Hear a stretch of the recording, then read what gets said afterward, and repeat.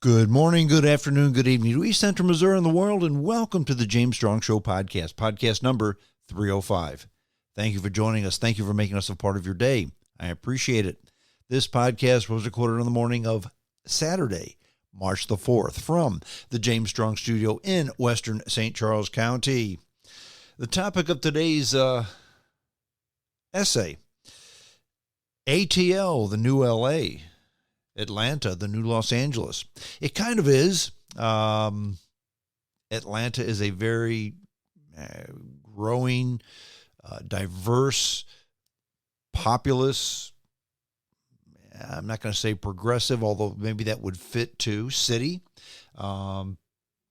And in many ways, it's the new Los Angeles, as Los Angeles tends to be waning just a bit because it just costs so doggone much money to live there. Atlanta, not so much. I spent a lot of time in Atlanta. There's a couple of things going on in Atlanta that I think are newsworthy that you may or may not have heard of. In fact, I doubt very seriously that you did. That's kind of what this podcast is all about, to point out things in the news that I believe, and I think you believe, are quite important, but you probably haven't figured it out, you probably haven't heard about it through traditional media sources. I'll go ahead and give this disclaimer one more time. I've done it many times before. When I make statements like this, in other words, you're going to hear it from me and you're not going to hear it from anybody else. I'm not trying to say there's a big conspiracy because the man doesn't want you to know, or they're hiding things from you, or George Soros won't let them report this kind of news. I truly believe that the reason you don't hear about these things on the standard traditional media sources is because they, unlike me, are beholden to a large group of people when they present the news. Bosses, managers, owners, stockholders, etc., etc., etc. I am beholden to me, myself, and I. In other words, I do what I want. Nobody tells me what to do or what not to do. I can say what I want, when I want, how I want, and I believe that this is important.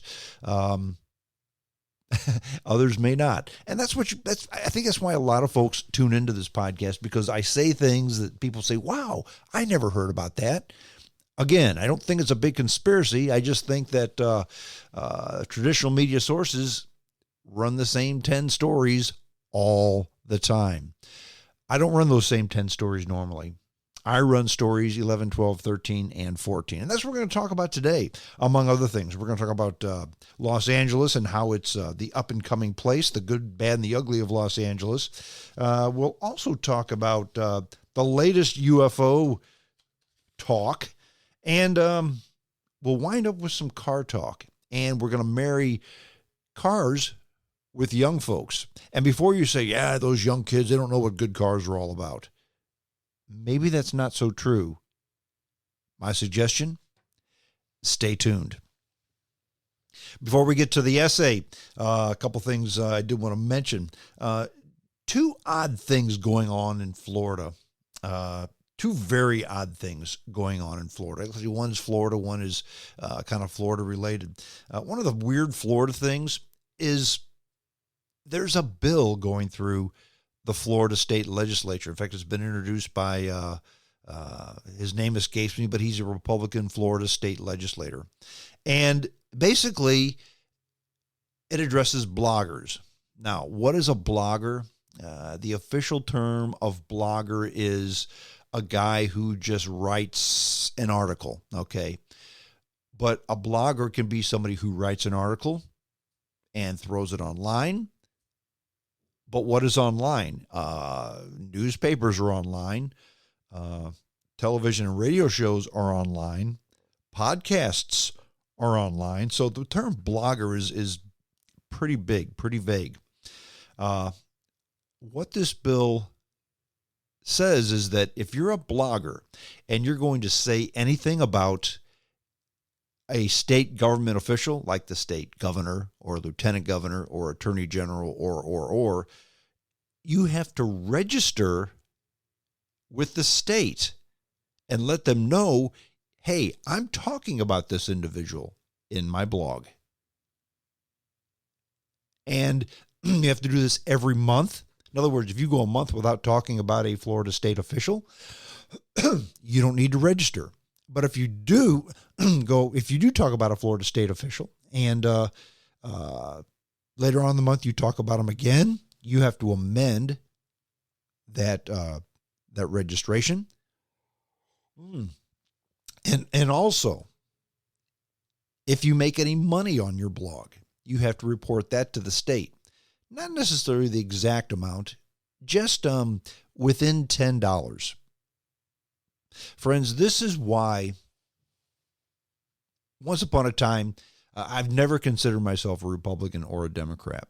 I've always considered myself a conservative, and I would tend to vote Republican mainly because the Republicans seem to be a whole lot closer to my ideology than the Democrats. But sometime back, the Democrats, the vast majority of them just went way off the range. I just totally lost all faith in them. Friends, the Republicans jumped that shark some time ago. To even consider a bill like this is total insanity. And that's why I've divorced myself from both political parties, because the Democrats, the vast majority of them, not all, but the vast majority of Democrats want to socialize everything. And the vast majority of Republicans think that George Soros stole the election from Donald Trump. So you have the weird on one side and the bizarre on the other. I can't even imagine a world in which one of those two run our country. However, that's what we have. I'd mentioned that I tend to be a conservative, both politically and not so much socially, but kind of socially too, especially fiscally. But once upon a time during the Reagan era, I believe, there was an organization called CPAC that came up. I believe that was a Conservative Political Action Committee. And I thought, you know what? These guys have it on the ball. They're the ones that I care for. These are the ones that I really want to listen to. Well, CPAC has turned into the George Soros runs the country. The election was stolen by the people who make the ballot machines, et cetera, et cetera, et cetera. In other words, they've gone so far down a rabbit hole that a whole lot of Republicans won't even go to the CPAC convention, which that's kind of the light at the end of the tunnel. If you've got Republicans who are walking away from CPAC, maybe there's hope, okay? Because the DNC and CPAC have both they've totally lost me. So that's why I don't talk a ton about politics. And I'm done with politics for this podcast. In fact, here I don't talk about politics, and I've been talking about politics for 5 minutes. So there you go. Back to the podcast. The ATL being the new LA. Last week I was in in Atlanta. And if you've ever been to Atlanta, there's a few things about Atlanta that are unique to most other places. I truly believe that Atlanta and St. Louis is not far behind, but Atlanta is home to the worst drivers in the world. If you ever spend any time on the 85, the 75, or the 285 that goes around Atlanta, the 285 is kind of like our 270, okay? You're going to get stuck in traffic, and because of an accident. And these accidents are not going to be a fender bender where there's 3 cars with bent fenders on the side of the road with the police car behind them waiting for the insurance company, okay? This is going to be cars on their roof, on their side, probably on fire because of that accident. They have accidents with a capital A because they drive like they're auditioning for a spot in the next Fast and Furious movie. They are insane drivers, and it seems like every time I'm in Atlanta, there's an accident, a real accident, okay? Bad drivers, which means bad traffic. However, pretty good weather. And, a lot of people call Atlanta Hot Atlanta because it gets so hot in the summertime. Well, they are far south, and Georgia is a hot state, but Atlanta is at altitude. I mean, not like Denver, not at 6,000 feet, but it's at altitude. In other words, it's cooler in Atlanta, say, than Macon. And it doesn't get as hot in Atlanta as it does in a lot of other places in Georgia. So they have good weather. Does it rain? Sure, they get a lot of rain, but that's what you're going to get in the South. It's not tropical, but in the wintertime, it's going to get cold. You have a true winter, but you got a lot of sunny and 50 days in the middle of the winter in Atlanta. So their weather is pretty good. And it's the new South, okay? It's not the, what do I want to say, the old sleepy Jim Crow South. It's very modernized. It's very, there's a lot of business has moved into Atlanta. It's very business friendly. Not a bad place to live if you can get past the bad drivers and the horrible traffic. Which again, that's kind of like LA, the bad traffic. Okay, but as they grow, as they continue to progress, every city, every person, every place has the haves and the have-nots. And Atlanta is no exception. There's I guess it's a neighborhood, I'll call it, in Atlanta called Buckhead. And Buckhead is, I don't know if St. Louis has an area like Buckhead. In fact, I'm sure they don't. That's where the rich people live. Okay. Example, Elton John lives in Buckhead. Okay. That's the type of area that it is. And it's gotten so much so, and Atlanta has a lot of crime. Okay. There is a lot of crime in Atlanta, just like most big cities, but Atlanta maybe more so. Not so much in Buckhead.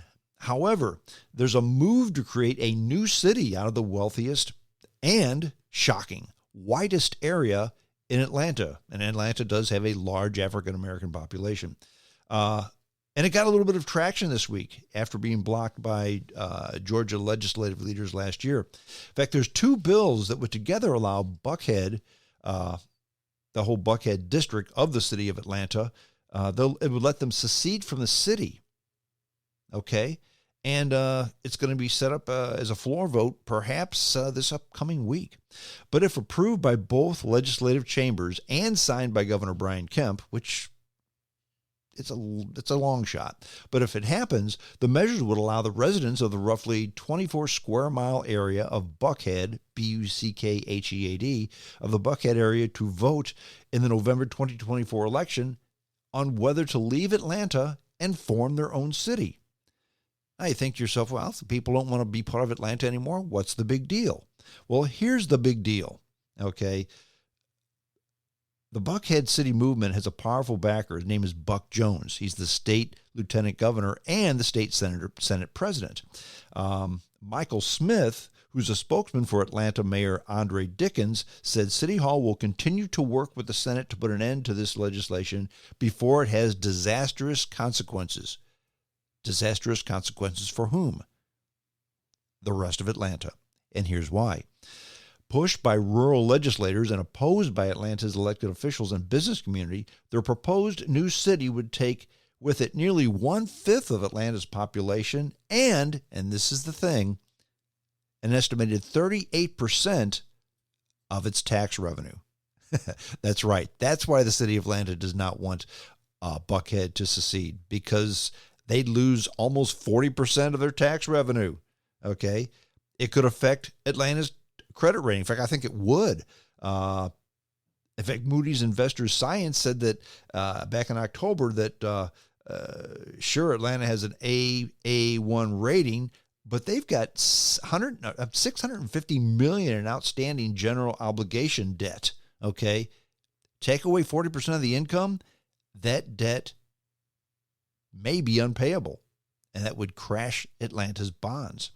Now, stories like this is why I don't lose my mind about politics. In fact, It's kind of why I put that politic thing at the beginning of the podcast, okay? Because there's light at the end of the tunnel. There's the silver lining to that dark cloud. You throw whatever scenario you want to put in there, but that's why you have hope, okay? And yeah, I know hope is not a plan, but you've got to have some type of hope if you're going to continue on in this disastrous world we live in. And it's why I don't lose my mind about people like Kim Gardner and Lori Lightfoot, because when you have people like this being in charge of the lawmaking, being in charge of the city, and they're just so far out there, okay? Then you have people in an area that don't subscribe to this type of silliness saying, that's it, we're out. Now, do I expect Buckhead to secede from Atlanta? I don't think so. And here's why I don't think it's going to happen. The state legislature has to vote on it. And most important, there's reasons for being in Atlanta, okay? You've got the culture, you've got the infrastructure, you've got the ball teams, you've got all this other good stuff. And I truly believe that Buckhead wants to do this because they're saying, look, we're a fifth of the population, and we contribute almost 40% to the purse of the city. Give us more police. Give us more fill in the blank, okay? And it's kind of like, look, do we have your attention now? We want out. This whole disband the police, social restructuring, eat the rich. If you do all that kind of stuff, disband the police, social restructuring, eat the rich, in theory, I understand why the progressives are this way, because look, oftentimes the police are abusive. There's been a lot of abuse by the police, okay? Social restructuring, have there been social wrongs done in the past? And do we continue to have social wrongs in this country, in this area? Sure, of course we do. Eat the rich, are there a lot of rich who don't pay their fair share? Okay, all that's probably true. But if you're going to do all that, you're not going to have the funding for it, because here's the deal. The rich don't want to disband the police. The rich don't want to spend the vast majority of money restructuring. And the rich certainly don't want to be eaten. And the rich write the checks. The rich pay the bills, okay? If you're listening to this podcast, chances are you're in one of three categories. You are either retired and you used to work for somebody who's rich. You're working and you do work for somebody that's rich. Or you're rich. One of the three. Okay? What's the common denominator? The rich kind of foot the bill. Okay? Now, there's that old saying of the golden rule. Yeah, those that have the gold make the rules. Well, in a way that's true, but who should make the rules and rule the roost? Those who have nothing? I don't think that works either. Okay? So the rich pay more than the poor. Oh, by the way, they should, because they have more. Okay? But you don't damn them when they ask for more as well. You don't take a city like Buckhead who says, look, I know you pay 40% of the bills around here. And I know you have 20% of the population, but you've got enough money. You don't need police force. You don't need this. You don't need, no, stop it. Stop it. If they're going to write the check, if they're going to pay the bills, they need to be represented. Another story, an Atlanta story. And this is more along the lines of why the ATL is more like the new LA. Southwest Airlines. Those of you who listen to my podcast know I'm a big fan of Southwest Airlines, okay? Yeah, I know they had that glitch a while back in January where their antiquated abacus-like software pooped the bed, and they had a ton of problems for a couple of weeks. But for the most part, they do things very well, okay? And when you compare them to the other airlines, I think they do things extremely well. Here's another example of Southwest Airlines. And I read this, and it happened last week, and I scratched my head because I thought, well, I didn't see this happen. But there's a reason I didn't see it happen. I flew in and out of Atlanta on Southwest Airlines last week, and passengers boarding these some of these flights in Atlanta, they didn't see the typical ads as you're walking up and down the jet bridge. Because normally you walk up and down the jet bridge and it's slow because sometimes it's packed up with people trying to find their seat. And they got pictures up. Buy our credit card. Fly our airline. We're the best, okay? But at some of the gates in Atlanta, they changed them, okay? And they had announcements saying no assigned seats on board. Pick your open seat. I think I mentioned this not too long ago, but one time there was, this was a couple of weeks ago, there was disco dance music, junka, junka, junka music playing, and the flight attendant was dancing as you went into the plane. I thought to myself, that's odd, but that's all part of what Southwest Airlines is trying to do to get you onto the plane quicker. In fact, these jet bridge change-ups advertisements, they did it at 4 Southwest gates last week. Not my gate, okay? It was, what were the gates here? Gates C13 through C16. I was at gate C21, which is why I didn't see it. But they tried these at 4 different gates last week, and they're going to continue to try them at different gates to try to get people on board quicker. In fact, the jet bridge change-ups and other experiments at the 4 Southwest Airlines gates in Atlanta, they're trying to speed up boarding. It makes frequent flyers and other people upset because, look, get on the plane, sit down, okay? Where do I sit? Where's first class? Ha, ha, ha, ha, ha. I don't want to sit here. I want to sit there. Look, get on the plane and sit down. Because along with other pre-flight requirements, if they can get you off the ground quicker, things are on time more often. In fact, Southwest Airlines, they're on a mission to shave 5 minutes off the time a plane spends at the gate between flights. Their average turn is 40 minutes from the time a plane lands to the time that it takes off. They're trying to get it down to a little bit less than that, okay? Now, here's why they're doing this. This is according to Andy Watterson. He's the airline's chief operating officer. He says, if you can collect enough of these minutes on each turn, you can start squeezing out some more flying, which makes sense. 5 minutes here, 5 minutes there, 5 minutes there, 5 minutes here. Pretty soon, you've got an extra 45 to 60 minutes a day. If you have that, you can get one more flight in.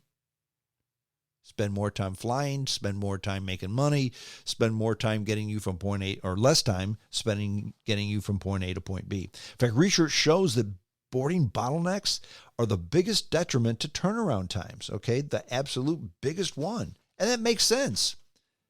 Now, again, they tested these at gates C13 through C16 at Hartsfield-Jackson International Airport. And I was at gate C21, which is why I didn't see this.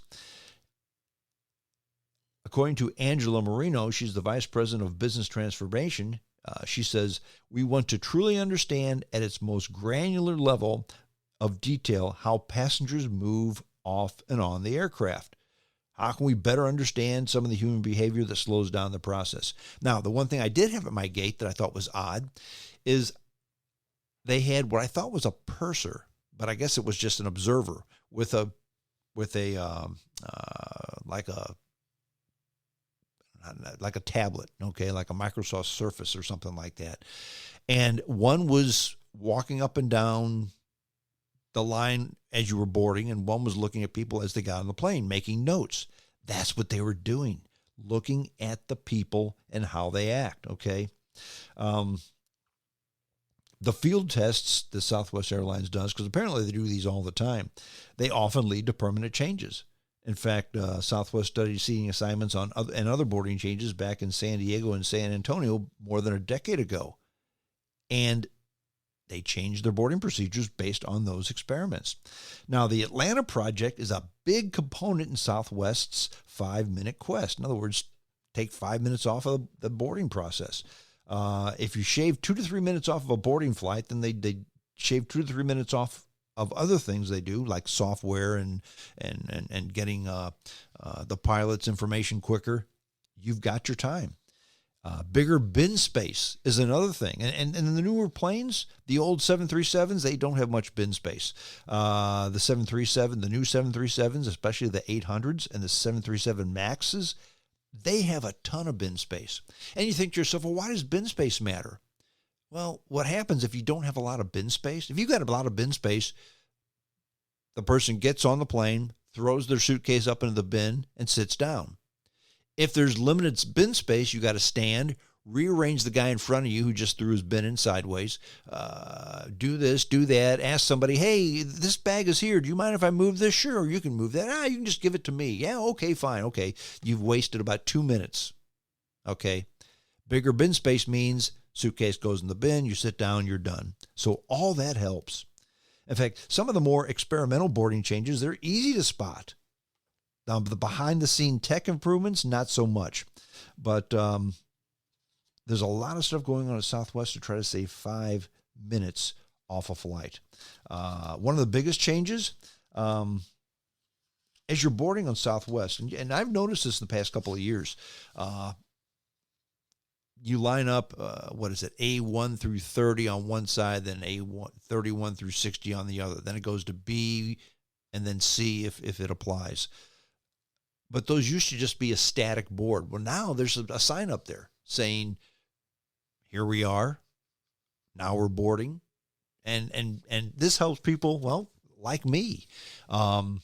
If I know I'm boarding at 7:13, okay, and it's 7:10, I can do a quick bathroom jump. So I'll jump into the bathroom and I come back. How do I know if they're boarding or not? I look at the little screen above where they're boarding. It'll say we're boarding or getting ready to board. Okay?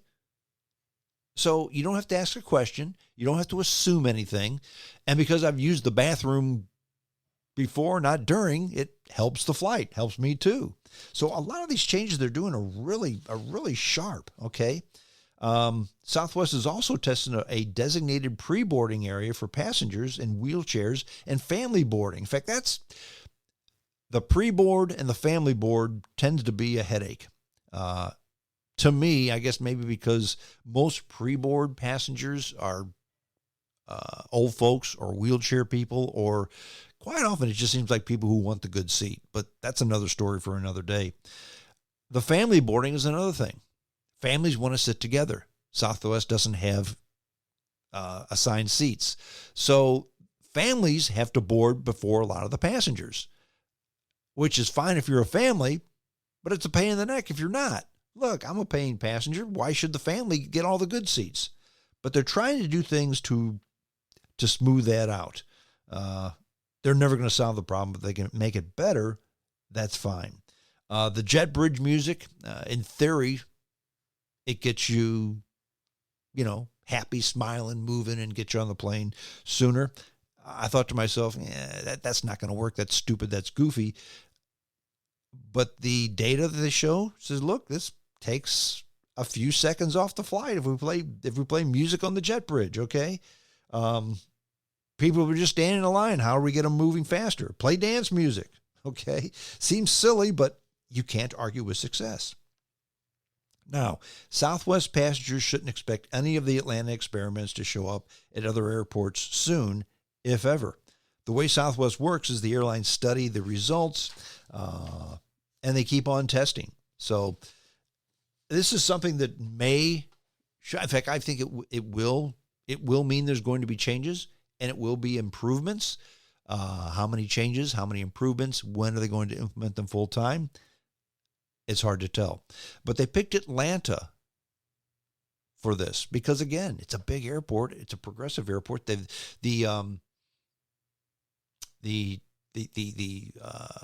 check-in they have, everything's automated. Atlanta's just a very good airport, and Southwest picked a big, new, modern airport to try to run these experiments, and I think they did a good job.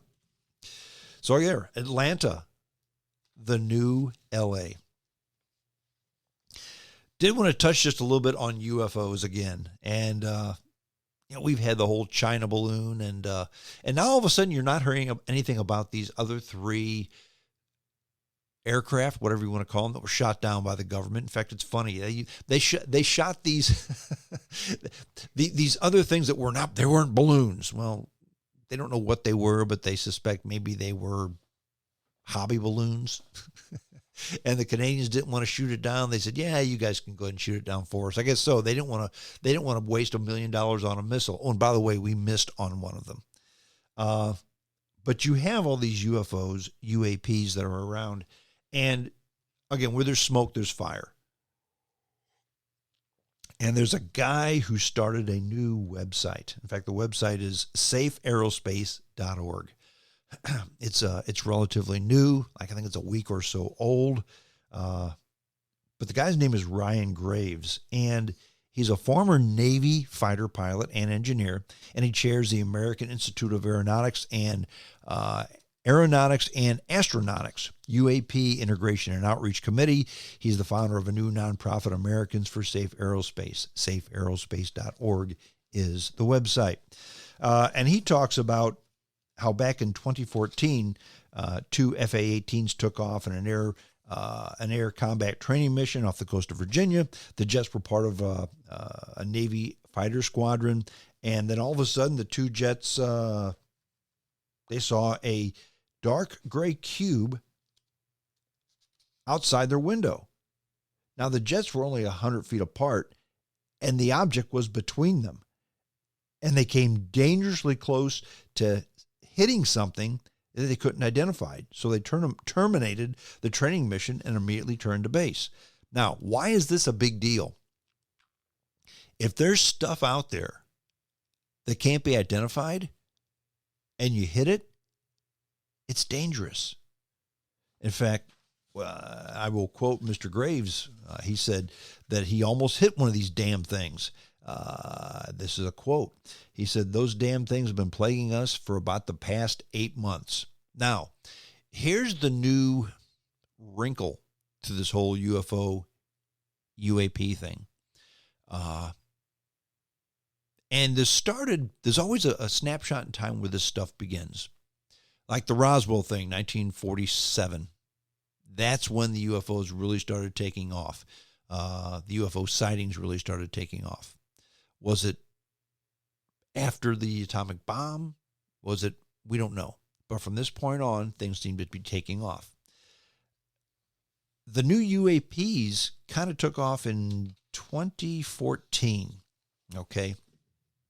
That seems to be when all these things were showing up. And there might be a reason for that. Because in 2014, there were huge upgrades made to radar systems.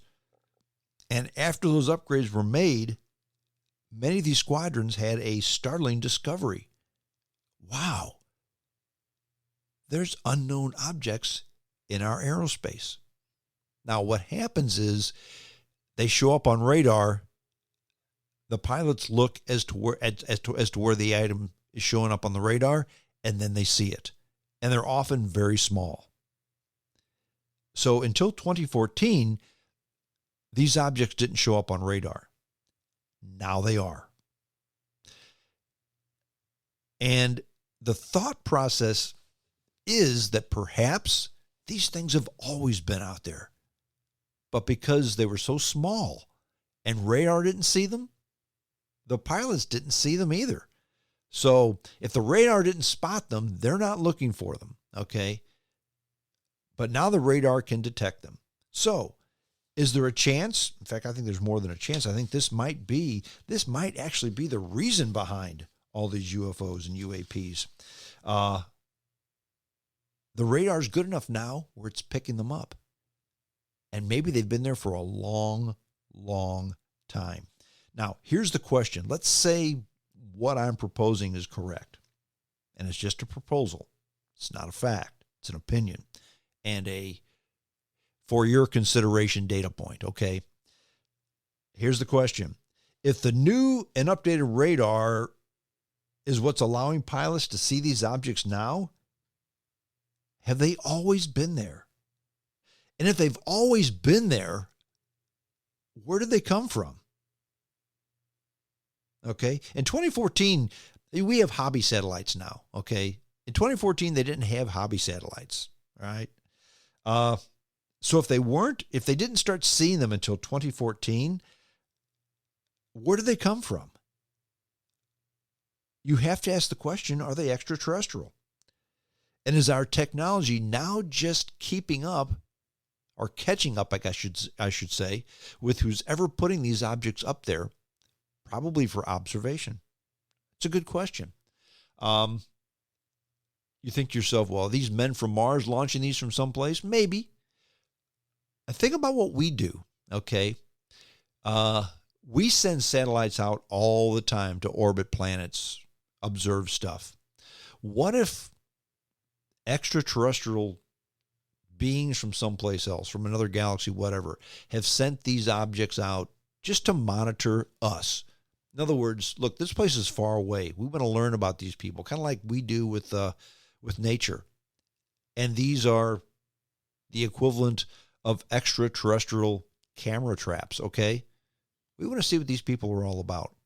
But let's make them small enough so that they're never going to notice them. And now all of a sudden, we have.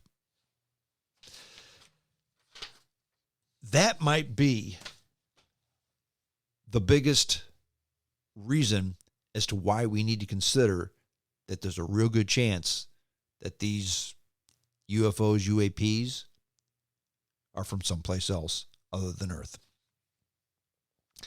One last story I want to end with, and it makes me smile. First of all, because it has to do with automobiles, and it has to do with young people, okay?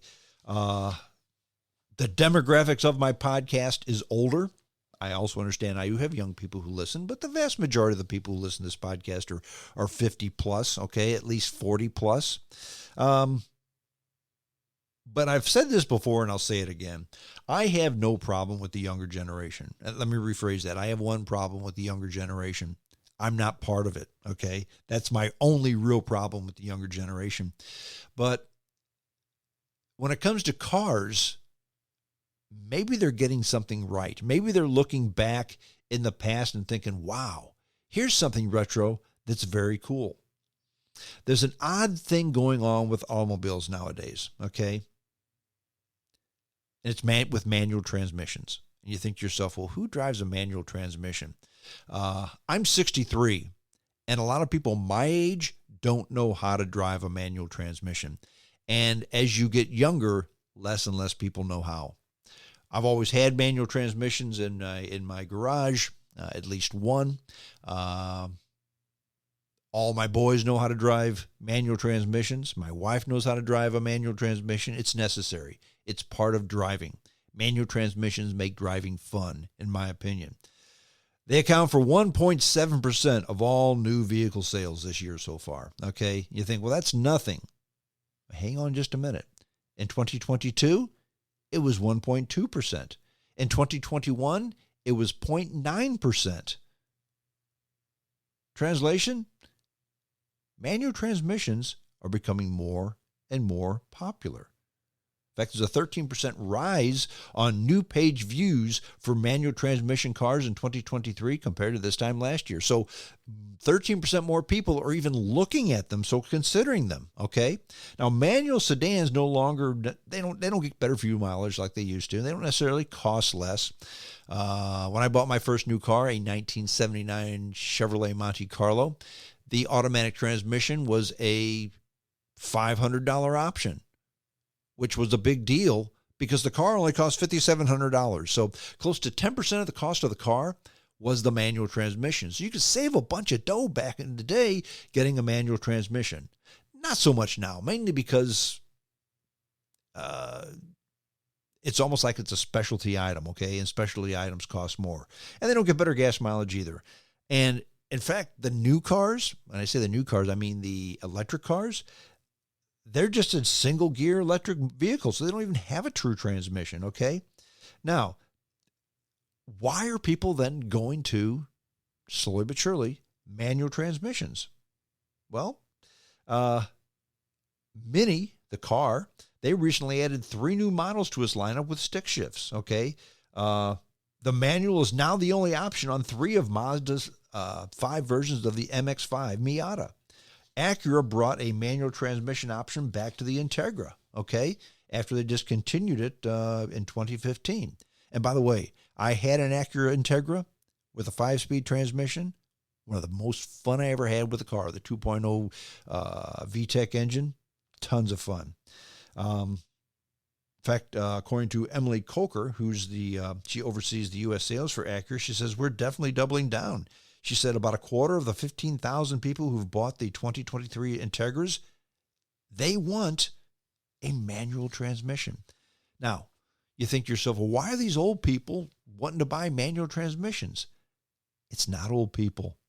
It's young people. In fact, over half of those who opted for manual Integras are between the ages of 18 and 46.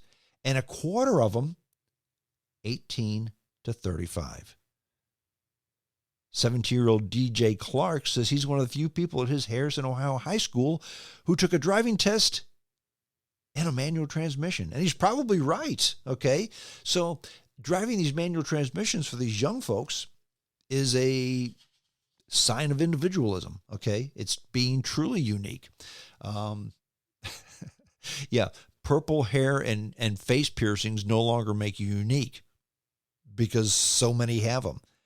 Driving a stick shift, now you're truly unique. In fact, many millennials and Gen X manual transmission enthusiasts got a late start in learning the stick, but now they love it, okay? A lot of people like Cody Wilhelm, age 29, he saw the lack of manual driving experience among his peers as a business opportunity. He now formed a stick shift school called 3 Pedals, and it proved so popular, he quit his day job, and now he just teaches people stick shifts, driving a stick shift full time. It's not like this guy worked at Wendy's. He was an environmental scientist in Dover, New Hampshire. He now teaches young people how to drive stick shifts full time. It's his job. Minnie just opened a driving school of its own at the BMW Performance Center in Thermal, California. A January company survey of just over 1,000 drivers found that 2/3 of the 18 to 34-year-olds are eager to drive or to learn how to drive a manual transmission versus 40% of older respondents. Wow. That's a big deal to me, okay? So there's a resurgence going on here with stick shifts. Now, are we ever going to go back to the days that of most of the cars being stick shifts? No, not at all.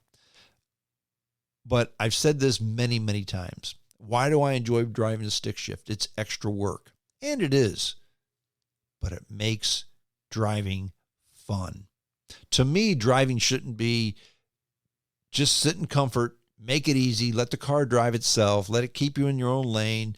Go ahead and let the car take you from point A to point B with a minimal effort so you can play on the phone or listen to music. Put both hands on the wheel, pay attention, run through the gears. That's what makes driving fun. And the younger generation is finding out that that is the case indeed. Well, that's it. I'm done. Hope you enjoyed the podcast. JamesStrongShow@hotmail.com. That's the email address. Send me your email. I do answer all my emails. I got a couple this week, and I answered them. Thank you very much for the feedback. I enjoy it. Share the podcast, if you would, with your friends and family. It grows the podcast. The podcast continues to grow. I won't say by leaps and bounds, but I will say the podcast is growing by small increments. How's that? And small growth is better than no growth. Catch me on Podcaster, PODCASTRR as well. iHeartRadio, Spotify, iTunes, TuneIn, or at Spreaker.com. But the best way, send me your email, JamesStrongShow@hotmail.com. I will send you a link to the podcast upon publication. You can download it and listen to it at your leisure. That's it. I'm done. Until next week, this is James Strong saying adios.